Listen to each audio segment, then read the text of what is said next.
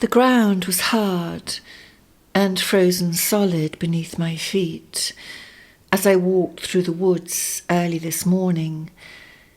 I was thinking about the lovely illustrations by Virginia Lee for Sally Pom's children's picture book, Persephone, A Journey from Winter to Spring. And I was remembering the powerful myth of Demeter and her long and sorrowful search for her beloved daughter, who is stolen away by the dark god Hades and carried away into the underworld. Demeter, her mother, was far away on Mount Olympus when it happened. A sharp pain seized her heart. She tore the veil from her hair, let fall her cloak, and like a solitary wild bird, she streaked out across dry land and sea, searching. She raged, she wept, she screamed. She searched every land formation, underneath, inside and atop. She begged mercy, begged death, but no matter what, she could not find her heart child. Everywhere she went, gods and mortals alike ignored her, all clinging to the belief that eventually she would come to terms with her loss. But the more she was refused, the more her rage was inflamed, until eventually, in one terrible and final act of defiance, she brought the cycle of the seasons to an end and refused to allow time to turn until her beautiful daughter was returned to her side. And from that moment, the earth was gripped in a state of perpetual winter. No one could live as before, but neither could they die nor yet be born. For the goddess withheld even the seeds of creation, so sharp and bitter was her pain. And she went down into the mortal realm, disguising her form for a long time, until at last, utterly exhausted and saddened to her core, she collapsed on the steps of the Maiden Well, where the citizens came each day to draw water. And no one who saw her knew her, for she was like an old woman, full of her years. Now this dark winter is a symbolic period of time, like the 100 years in the fairy story of Sleeping Beauty, where the entire court sleeps until the princess at its heart is awakened. It is not to be taken literally. It will last until what is required by the story has come to pass. The ancients called it the land of no return, for it is experienced as a complete cessation of the life process. And at such times, we have only our faith to sustain us. Yet we are promised that the darkness itself is transformative. For it is within this hidden realm, this dark time of the year, this underworld that is both tomb and womb, that the process of regeneration mysteriously takes place, and through it the shape of the future is established and given new form. The myth of Demeter and Persephone elucidates this universal theme, and its mysteries were reenacted for centuries in the ancient temples of Greece. Veiled in alternating black and white robes, the priestesses of old retold the endless story of the loss of the beloved, of the long search for recovery, and of the new life that issued forth as a result of their quest. So what is it that makes the shift here? What finally causes Demeter to stir from her sadness, to relent, and to allow time to turn once more? It is no coincidence, explains Jungian analyst Nor Hall, that she comes to rest beside the maiden well. For Demeter's transition, she says, her progression through the story, is punctuated by 3 significant stopping places. All 3 are portals into internal realms. The first is where her beautiful daughter disappears. It is a point where 2 worlds meet, and where one can be cut off, literally. The cord has been cut, and the daughter is gone. It can seem that Demeter is defeated at this point, that she is broken in spirit, that she has at last become resigned to her loss. The latter is true, but not the former. What has actually been constellated here is a shift in perception, a withdrawing of fixation upon the external world, and a more conscious entry into communion with the inner realms of meaning and experience. Rites of passage stories must first set a scene, a tone. Readers must be introduced to the predicament that initially stimulates the story into motion. But all such stories, if they are to dignify their intent, must move through and beyond this initial predicament. We cannot stay forever bemoaning our expulsion from paradise. We must attempt to resolve it in some way, so that we might arrive, as T.S. Eliot suggests, at a new beginning. Only then will we be set free. So, as Demeter waits, she turns back the pages, so to speak, and reviews the story from the beginning. She sorts through the fragments. She binds them together, however disjointed, into a reality she can work with, that she can endure. And it's this capacity to reflect that Demeter embodies as she waits, and it denotes an important advance. It is a stopping place along the way, from which things can be viewed in different ways, and different sorts of questions can be asked, perhaps for the first time. What does the beautiful daughter represent? What part of the self can no longer be found?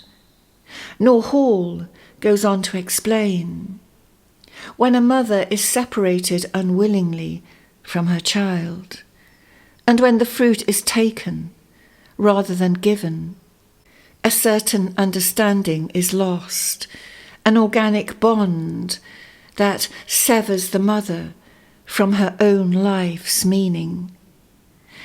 Demeter, in her agony, has caused a bleak and barren winter to come upon the land. She has withdrawn her gifts from the world, even from the gods themselves. In the end, her defiance will fulfill an essential role in securing her daughter's release from the underworld, but as a reflection, we can also see that it is her own self that has become barren. Cut off from her childbearing years, her role, her identity as a mother has collapsed. And if not mother, what? Look at the symbolism, and this is clear. In a certain light, we can see that Demeter personifies the state of the world when the soul is lost, and she becomes for a time the embodiment of winter, and Persephone becomes a symbol of the lost soul. It stands to reason, then, that if the story is to proceed, Demeter must eventually cease withholding in herself. She must find the courage, even in her exile, to allow time to turn once more. She must accept change, no matter how painful. And when she does, when she dares to bring forth another spring, to bless rather than blight her world, things move toward resolution at a rapid pace. The twist in the tale, you see, is that Demeter must recover the maiden in herself. She must somehow find a way to return to the experience of joy in the midst of loss, however impossibly difficult this may seem, just as Persephone, through her own initiation, must experience the darkness of the underworld before she fully becomes a woman, before she returns to the world above. There is a unity in their story, as one might expect from such an ancient mythological outpouring. Everything does connect, like the opposing phases of the lunar cycle. Mother and daughter are engaged in an eternal mystery of transition, in which both experience total discontinuity with what was known and what was trusted. The promise of the story is that, by and by, mother and daughter will be reunited. A new cycle will eventually commence, and it is this sure knowledge that sustains Demeter through the final stages of her journey. Yet first, she must dare to let her feelings go. Now, the third and final place of transition for Demeter, we are told, was called the Laughless Rock. It is a place of deepening orientation, where something quite unexpected occurs. It is often extremely difficult to be around people who are in distress, but sometimes, as Clarissa Pinkola Estes prescribes, a little bit of humour can be just the right medicine to tip the scales into a more favourable position. And so it is in the myth. Well, neither deathless god nor mortal man could raise Demeter from her sorrow, until finally a little dancing girl came before her as she rested at the Laughless Rock.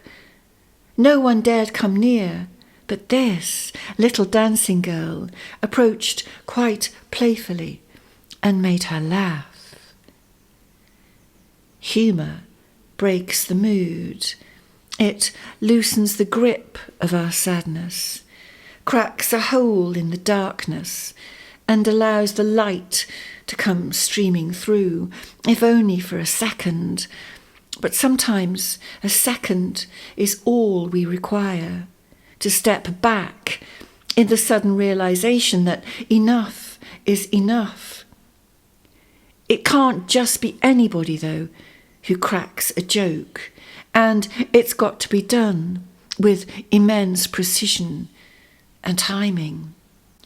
Yet this little dancing girl knows just when to make her move and how to make the goddess smile. and she assists Demeter to transform the laughless rock into the rock of laughter's return, and in so doing create a psychic bridge, giving access to the holy ground of renewal ahead. The laughter lights her up, and when she is lit from within, winter at last begins its transition into spring. The little dancing girl has moved the story on. And deep within the underworld, it is as if Persephone is waiting for all this to occur, as if she cannot possibly return above until her mother recovers her ability to laugh. And at that same time, the gods relent. Funny, isn't it, how all these things connect? And a compromise is reached. Demeter's trust is renewed. She ceases to withhold. Spring returns, and with it her beautiful daughter. Finally, the two are reunited, but only for 2/3 of the year. For things cannot be returned to exactly the way they were.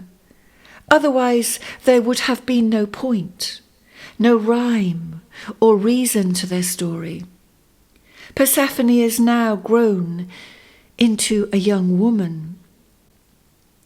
The separation, which is the true goal of adolescence, has been achieved, and the young girl is now a fully fledged goddess in her own right, and not primarily in relation to her mother. In psychological terms, she has achieved a new maturity. Her name will be forever associated with the rebirth of spring.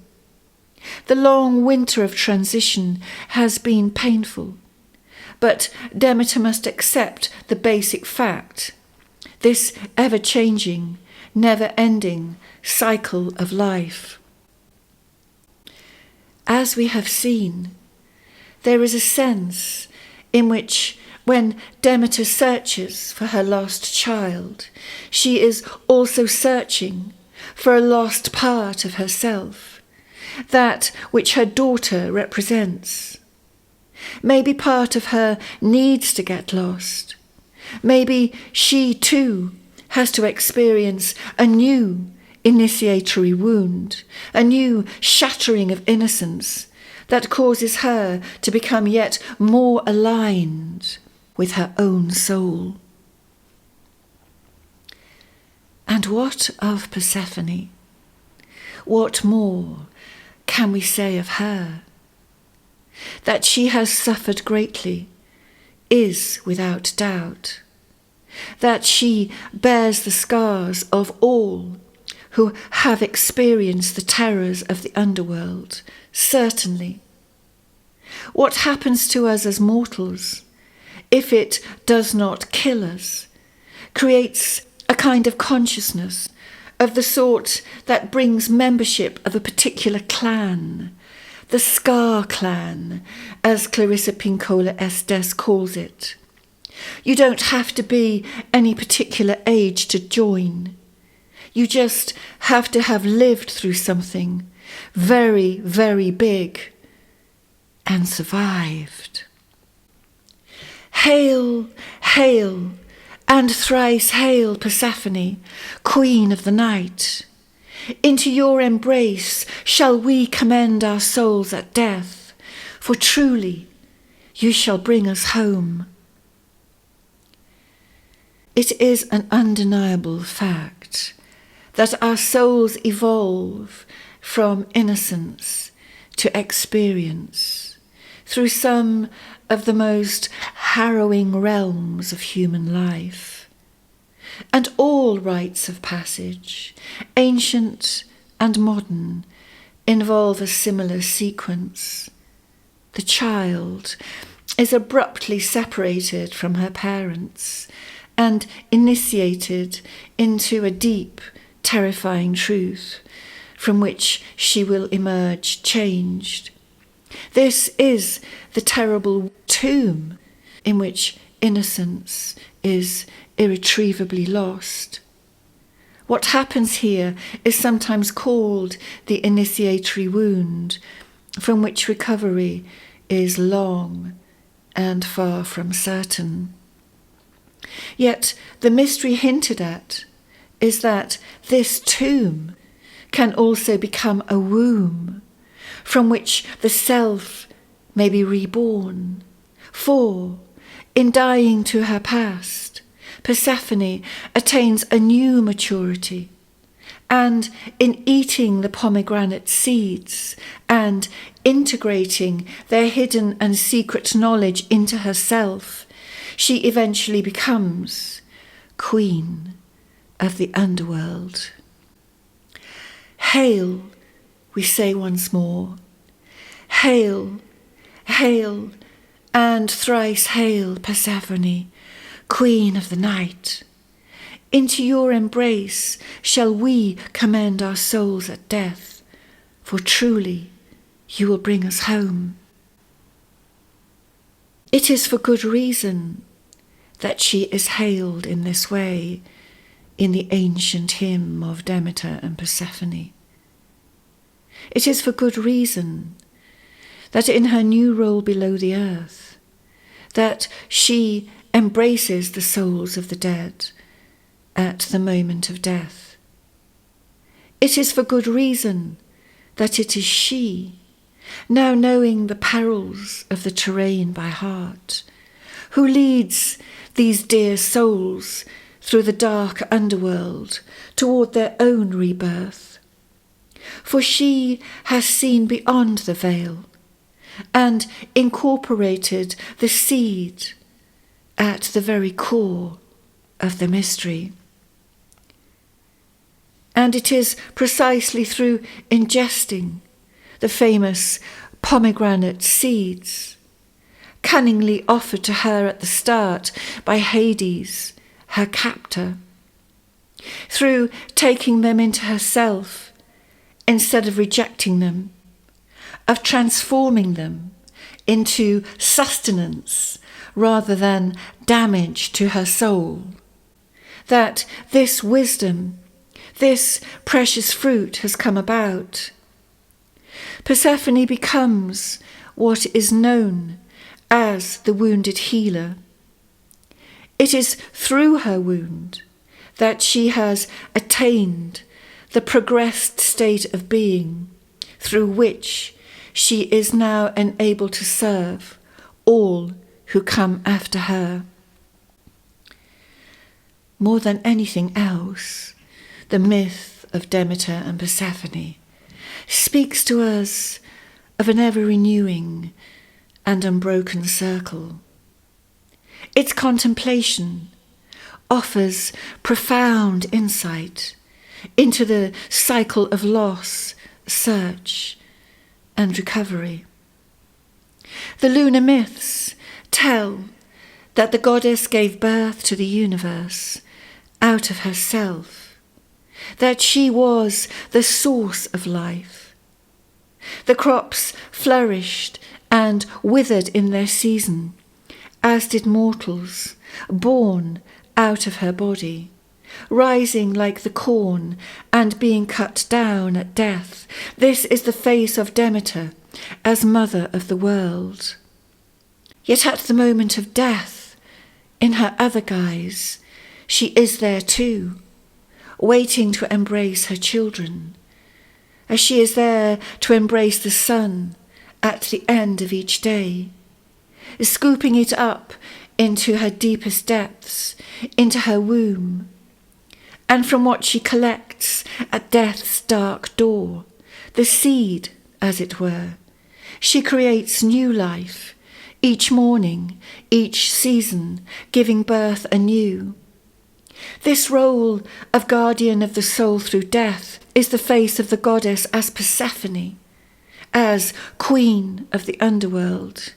For you see, in the end, Demeter and Persephone are one, each giving form and poetic expression to two complementary aspects of the goddess of the moon.